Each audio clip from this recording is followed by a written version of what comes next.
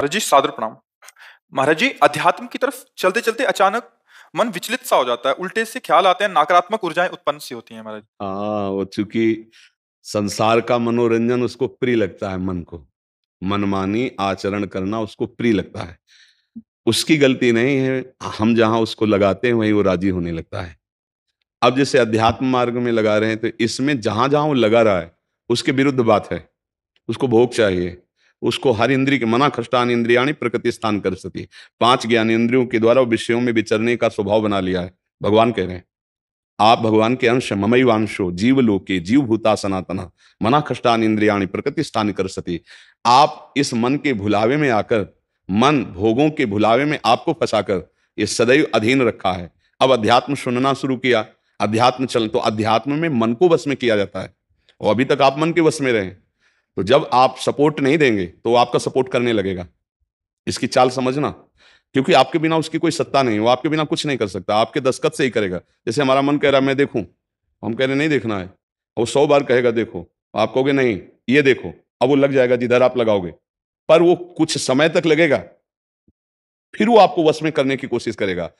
और वो जब आप ना करेंगे तो आपको जलाएगा।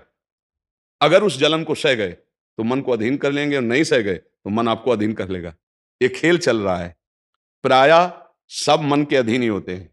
मन को कोई चेला बनाने वही सच्चा गुरु। दूसरों को तो चेला बनाना सहज है, मन को जो चेला बना ले वही सच्चा गुरु। मन ने सबको चेला बना रखा है, नहीं बना रखा? जैसा जैसा कहता है वैसे ही करना पड़ता है। और बड़ा बात यह है कि मन को हम जैसा कहें शास्त्र आज्ञा से वैसा चला ले, सो महात्मा, वही गुरु, वही भक्त। नहीं तो भाई भेष चाहे जो हो, पर मन के अधीनता से मुक्त होना बहुत कठिन होता है। कोई बिरला मन को अधीन करके भगवान की प्राप्ति करता है। तो आप लोग उसी बिरले में हैं, क्योंकि अगर सत्संग मिल रहा है, साधु संग मिल रहा है और अध्यात्म की बातें सुन रहे हैं, अध्यात्म में चल रहे हैं, तो हम ये नहीं कह सकते कि हमारे ऊपर भगवान की कृपा नहीं। कृपा है, पर हमें विचलित नहीं होना। कम से कम ये बात आप स्वीकार करते हैं कि कभी कभी वो हमको गिराने की कोशिश करता है, अर्थात आपका बहुत सहयोग देने लगा है। तो एक समय था कि हम पूरे उसके अधीन थे, आज है कि आधा आधा हो गया है। आधा वो हमारे अधीन हो रहा है और आधा अपने अधीन करना चाहता है। तो चढ़ाई और चढ़ते जाओ, उसके पॉइंट कम करते जाओ, अपने पॉइंट बढ़ाते जाओ कि अब 60%, अब 65%, अब 70%। फिर जिस दिन 100% तो तुम्हारे अधीन हो गया, उसी दिन भगवान के आनंद का जो स्वरूप है वो प्रकाशित कर देगा। अब ये लड़ाई बहुत जोर की है, छोटी मोटी लड़ाई नहीं है। वो छोटा मोटा शक्तिशाली नहीं, बहुत शक्तिशाली है। क्या? आपको सपोर्ट देगा, राधा राधा राधा, फिर धीरे से आपके सामने रखेगा। देखो इतने दिन जब करते हुआ कोई सुख तो नहीं मिल रहा, इसको भोगो, अभी आनंद आ जाएगा। और देखो ये भोग आपके पास व्यवस्थित है, देखो ना, अभी आनंद आ जाएगा। अच्छा, अब रुका राधा नाम, अब वो उस भोग में ले गया। अब राधा नाम जपना चाहोगे तो अच्छा नहीं लगेगा, अरुचि, वो अपने अधीन करता चला जाएगा। कोई विवेकवान गुरु कृपा पात्र इसकी ये चाल समझ जाता है, अरे अरे मुझे तो पुनः फंसा रहा है, गिरा रहा है, नहीं नहीं नहीं, राधा राधा राधा राधा राधा राधा राधा राधा राधा, तब बचा जा सकता है। ये बहुत प्रवीण है मन, बहुत फुसला के फंसाता है। ऐसे ही फंसाता है कि देखो देख लेंगे, छुएंगे थोड़ी, नजदीक पहुंचा जिस विषय का, छू लेंगे, कुछ होगा थोड़ी। और धीरे धीरे धीरे वो तुम्हें तुम्हें लगेगा कि यार गलती हो गई, ऐसा क्यों हो गया, ऐसा यूं हो गया कि उसकी चाल को नहीं समझ पाए हम, उसकी चाल को नहीं समझ पाए। हर एक इंद्री के साथ ये जुड़ा हुआ है। ये सुन लेंगे, ये देख लेंगे, ये छू लेंगे, ये भोग लेंगे, इन्हीं इंद्रियों के कारण हमें परमात्मा प्राप्ति नहीं हो रही। यही इंद्रियां भोगों में फंसाए हुए हैं और उसका मुखिया ये मन है। और ये बहुत चतुर मंत्री है आपका मंत्री। पर ऐसा समझ लो कि भोला राजा और चतुर मंत्री, तो उसकी दुर्दशा कैसी होती राजा की। जो सलाह देता है वैसे ही कर देता है और फंसता चला जाता है। और मंत्री अपने को बलवान बनाकर केवल नाम मात्र का राजा उसको बनाए हुए सारा काम वही कर रहा है। देख लो आप, नाम मात्र के आप जीवात्मा भगवान के अंश हो, सारा काम वही मन कर रहा है। हमारा मन कर रहा है आज ये खाएं तो हम खाएं, नहीं ये मन की मांग है, तेरी मांग नहीं है। लेकिन ऐसा कौन भेद पैदा कर पाता है? अब मेरा मन कह रहा है आज ये देखा जाए, तो अब भाई देखा जाए। मेरा मन कह रहा है, तो कभी कभी मन अच्छा सपोर्ट करता है। जैसे आपको मन ने ही कहा चलो चलते हैं सत्संग में, बाबा के पास बैठते हैं वृंदावन में, तो अच्छा सपोर्ट दिया ना, वो सपोर्ट ना देता तो आप नहीं आ पाते। बस इसको अच्छे सपोर्ट के पॉइंट में लगाते रहो, और जब बुरा सपोर्ट करे उस समय सहना बहुत कठिन होता है। अगर मन ने ठान लिया कि अब ये करना है और आपने कह दिया ना, तो आपको जलाना शुरू करेगा, और उस जलन को जो सह गया, यम ही न व्यथ्यन्ते ते पुरुषम पुरुषर्षव सम दुखा सुखाधीरम स्वमृतत्वाय कल्पते, उस जलन को जो सह गया सो भगवान को प्राप्त करने की सामर्थ्य रख लेता है। बहुत कठिन है मन की जलन को सहना। बाहर के थप्पड़ सह जाना सही, लेकिन मन के थप्पड़ सहना बहुत कठिन, सबको गिरा देता है। इसका बहुत विचित्र बल होता है, और इससे बचने का केवल एक उपाय है, नाम जप ना छूटे, और ये स्वीकार मत करो कि मुझे चाहिए। जैसे मन कह रहा है आज उस होटल में चलते हैं, अब रसेंद्री और मन एक हो गया है। अब आपको लगता है मेरी मांग है, तो बोले भाई आज मेरा मन कह रहा है यही, आज मेरा मन कह रहा है कि आज उस होटल का भोजन होना चाहिए। अरे तेरा मन कह रहा है, तू खुद कह रहा है, अब उसमें निर्णय करो सही है कि गलत। अगर गलत लग रहा है इसकी चाल, तो आप मत जाओ। घर में रोटी दाल बनाओ, इसको अच्छा नहीं लगेगा, ये 100 बार कहेगा नहीं नहीं, तो आपको नहीं भाई आज तो यही खाना पड़ेगा। कल भले विचार करेंगे, कल विचार करेंगे आपकी बात पर आज नहीं, आज तो ऐसे बस में करना होता है। एक साधु के मन में आई कि खीर मिले, बहुत दिन से नहीं मिली, मन है कभी कुछ भी सोच सकता है, बहुत व्याकुलता हो गई, बस खीर खीर खीर। तो एक भगत के यहाँ गए, 10-5 गाय भैंस बंधी थी, और उनका कि आपकी श्रद्धा है संतों पर, उनका महाराज आदेश कीजिए। तो बोले 10 संतों के लिए खीर बना सकते हो आप? बोले 20, घर का दूध है, हम 20 संतों के लिए बना देंगे। बोले हम 11 बजे आएंगे दोपहर के, आप बना के तैयार रखिए। वो अकेले आए, तो उनका और संत, बोले और संत यही है सर। अकेले कमरे में बैठे 20 संतों की खीर, और कहा आप लोग बाहर हो जाइए, हम एकांत में पाना चाहते हैं। वो पाए, तो भाई 20 संतों के लिए खीर बनी, मतलब 20 पेट भर जाए। तो अब पाए, फिर एकदम यहां तक हो गए तो उल्टी हो गई, फिर मिलाया उसी को, फिर मन कह रहा नहीं अब खीर नहीं चाहिए, बोले नहीं खाओ खाओ खीर खाओ। रोमांच हो गया, नहीं खाएंगे एकदम, तो बोले जिंदगी में खीर का नाम मत लेना, जिंदगी तो या तो ऐसे उतरो, या तो ऐसे उतरो। इसको वश में करना बहुत अच्छा, एकदम विरोध भी नहीं कर सकते आप इसका, चल ही नहीं पाओगे, इसका विरोध भी एकदम नहीं कर सकते, सपोर्ट भी करना पड़ेगा। तो अच्छी बात में इसका सपोर्ट करो।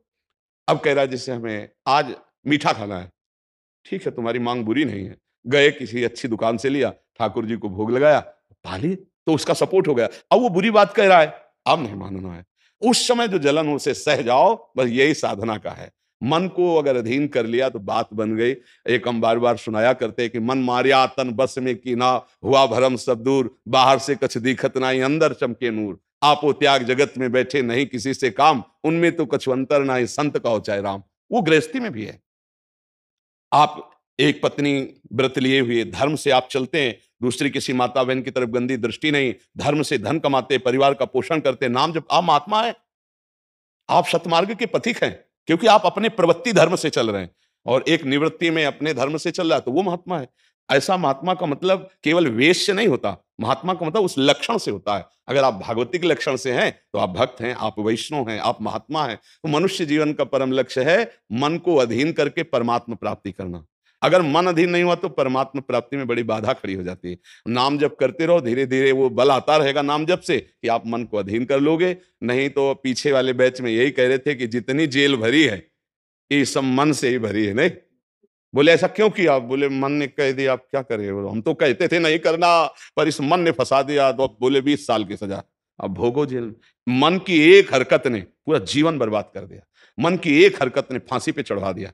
वही मन की तो हरकत है। तो हमें लगता है बहुत होश में रह जाए, ये जो मंत्री है सलाहकार मन, इस पर नजर रखी जाए कि इसकी गलत सलाह पे दस्तखत ना करो। और अगर आप इस स्वीकृति नहीं देंगे तो कुछ नहीं कर पाएगा, पक्का समझना। आपकी स्वीकृति से ही होता है जो कुछ होता है। आप जहां कह देते हैं कि चलो अच्छा ठीक है, बस फिर आपकी कोई गम नहीं है, वो आपसे करवा के मालेगा, इतना बलवान मन है, बड़े बड़ों से करवा लेता है।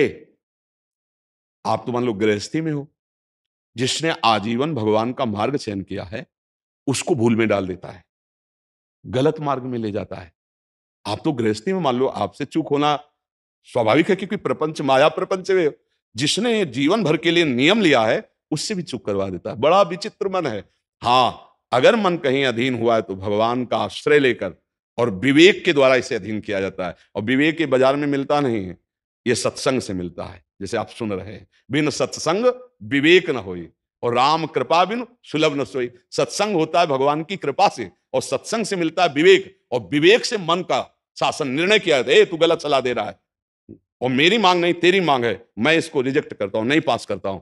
बस वो कुछ नहीं कर पाए। पर इतना ज्ञान नहीं रहता भैया, जहां वो मन से आज गरम गरम कचौड़ी दाल की हो और फिर चटनी हो, फिर अब आप खोज करोगे कहाँ बन रही है, हम खरीद के खाए, मन ऐसे फंसा रहा है। आप देखो ना, अपने घर में सब भोग सामग्री है, लेकिन जिनका मन, जो भजन नहीं करते, जो सत्संग नहीं करते, उनका मन गंदे आचरणों में फंसा है। घर में वो सब भोग सामग्री है, धर्म पूर्वक भोग करके वो भगवान को प्राप्त कर सकते थे, लेकिन वो अधर्माचरण, कलह, अशांति घर में है, और उनका मन कहां ले जाता है, गंदे गंदी जगह उनको फंसा है। ये मन की चाल है। आपके घर में है, धर्म पूर्वक भोग सकते हैं, लेकिन आपसे अधर्म करवाता है, पापाचरण करवाता है। आप विचार करो, क्या है इन शरीरों में, क्या है, या उन भोगों में क्या है? कितना भोगोगे? चाहे जितना भोग लो, कभी तृप्ति होने वाली नहीं। और धर्म से चलोगे तो एक दिन इनसे निवृत्ति हो जाएगी, तृप्ति तो नहीं, निवृत्ति हो जाएगी, और आप प्रभु को प्यारे, प्रभु के प्रियजन बन जाएंगे। यही मनुष्य जीवन का लाभ है कि हम कमाई करने आए धर्म की, पुण्य की, नाम की, भगवान का नाम जप करके मंगल करने की, पर ये दिमाग में नहीं रहता, और यही लगता है जितना धन हो जाए, जितनी भोग सामग्री हो जाए, खूब भोगे, मौज से जिए। पर अधर्म आचरण करने वाला कभी मौज से नहीं रह सकता। ये शब्द याद रखो, चिंता, भय, शोक, घबराहट और दुख, ये उसको कभी छोड़ेगा नहीं जो पाप कर्म करता है। अचानक बेमतलब की कल्पना भय की सवार रहेगी, और धीरे धीरे वो मन डिप्रेशन में पहुंचने लगता है। क्यों? क्योंकि पापाचरण हो जाता है। और घर के किसी व्यक्ति से ठीक से बात नहीं करेगा, क्यों? अंदर से डिस्टर्ब हो चुका है। ये क्यों हुआ? बोले पापाचरण से हुआ। आज बहुत ज्यादा लोग डिप्रेशन में जा रहे हैं, बहुत ज्यादा लोग। इसका कारण जानते हो क्या है? यही मनमानी आचरण, मनमानी आचरण। बचपन से शुरू हो जाता है गंदा आचरण, गंदा व्यवहार, और वो दिमाग काम नहीं करता। एक प्रियता हमारे अंदर होती है कि कोई हमें प्यार करे, आप समझ ना। एक हमारे अंदर प्रेम की मांग होती है कि कोई हमें प्यार करे। नौ किशोर अवस्था में, जब यौवन अवस्था का, अगर उस समय हमें गलत संग मिल गया तो विक्षिप्त हो जाता है चित्त। अच्छा, प्यार कोई समझ पावे ये तो मुश्किल की बात है। प्रेम का निर्वाह तो सिर्फ भगवान करते हैं, या भगवान प्रदत्त ऐसा कोई दे दे जो प्रेम का निर्वाह करे। नहीं, अपने हृदय से जिसको हम प्रेम करते हैं और वो कहीं दूसरी जगह देख रहा है, अब विक्षिप्त हो जाएगा वो व्यक्ति, नहीं हो जाएगा। और ये प्राय बहुत तायत में हो रहा है। क्यों? क्योंकि पूर्व संस्कार बन गए। अच्छा, जैसे देखना, बॉयफ्रेंड गर्लफ्रेंड, ब्रेकअप, फिर बॉयफ्रेंड, फिर गर्लफ्रेंड। समझ रहे हैं क्या संस्कार पड़ रहा बच्चों के अंदर? अब वो जब वर्ण करेंगे एक पति का, तो उनके अंदर निष्ठा आ पाएगी, वो संयम से चल पाएंगे, वो एक गृहस्थी को संभाल पाएंगे, वो अपने पति या पत्नी पर पूर्ण प्रेम कर पाएंगे? नहीं कर पाएंगे। क्यों? क्योंकि आदत खराब हो चुकी, संस्कार खराब हो चुके। अब ये हमारे समाज में ज्यादा फैल रहा है, नहीं फैल रहा है। अब जहां मन को संयम में लाने की बात आती है, वहां मन को तो हमने पहले ही रद्दी कागज बना दिया, पहले ही हमने उसको गंदा कर दिया। अब कैसे हो सकता है? गृहस्थी बहुत पावन मार्ग है, कोई ऐसा नहीं है। मान लो पवित्र शरीर दोनों के हैं, और फिर धर्म से ग्रहण किया गया, तो वो फिर एक अच्छी गृहस्थी बनती है। अब पहले ही, इसलिए भाई बहुत संभालने की जरूरत। आप तो बड़े भाग्यशाली जो अध्यात्म में इस बात को समझ रहे, नहीं तो आज हमारा समाज थोड़ा गलत रास्ते की तरफ जा रहा है, गलत मार्ग है जिसको कोई समझ नहीं रहा। हमारे नवीन नवीन बच्चे, नवीन नवीन बच्चियां, नवीन नवीन भाई इस भूल में फंस गए कि ये सुख है और ये भोगना मतलब जीवन का लाभ है। नहीं नहीं नहीं, इसको धर्म के अंतर्गत रखा गया। देखो, हमारे शास्त्र में 4 पुरुषार्थ रखे गए, धर्म, अर्थ, काम, मोक्ष। काम कहां है? तीसरे नंबर पे है। पहले में क्या है? धर्म। और आखिरी में क्या है? मोक्ष। जो धर्म से चलता है, धन धर्म से कमाता है, धर्म से काम भोग करता है, वो मोक्ष को प्राप्त हो जाता है। आज 2 बातें हट गई, पहली और आखिरी, धर्म और मोक्ष हट गया, अब अर्थ और काम रह गया, नहीं रह गया। बस यही पशुता बढ़ती चली जा रही है। अब ये संतों की बातें कड़वी लगेंगी समाज को, लेकिन भैया बहुत गलत रास्ते में अपने लोग जा रहे हैं। इससे लौटना अभी संभव है, अभी लौटना संभव है। अगर कदम आगे बढ़ते चले गए तो आप लौट नहीं पाएंगे। आप देखो, हमारे नवीन बच्चों में बहुत डिप्रेशन की ये बात आती चली जाए। क्यों? विक्षेप पे विक्षेप पड़ रहा है।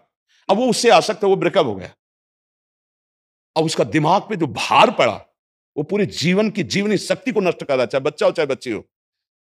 मतलब कई ऐसी समस्याएं प्रकट हो रही हैं जो अपनी बात कह नहीं सकते हैं और अंदर ही अंदर वो अपने को खोखला कर लेते हैं।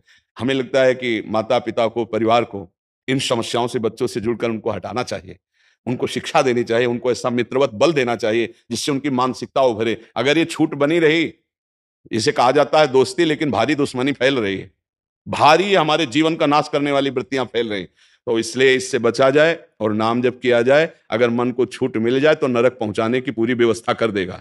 मन को छूट मिल जाए तो भारी से भारी अपराध करा देगा और जलाता रहेगा। इसलिए मन को छूट ना दी जाए, और मन को छूट ना दी जाए इसके लिए जो चाहिए विवेक, वो सत्संग सुना जाए, और जो बल चाहिए वो नाम जप किया जाए। नाम का बल और सत्संग का विवेक, ये दो ही बचा सकते। साधन को हरिभजन है, कह सत्संग सहाय। जी।